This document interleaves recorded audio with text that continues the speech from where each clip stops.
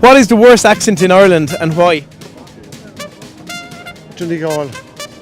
Can't understand one word they're saying. I'm from Donegal.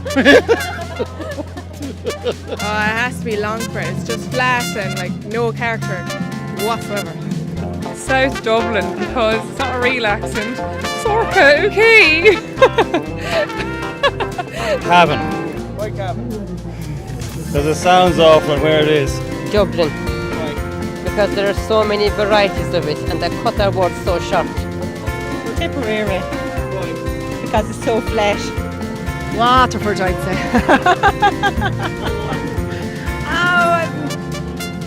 Timmy's not a fan of Austin Gleeson. Probably the loud one. Oh, it's just droll. Probably Wexford. I can't understand them at all.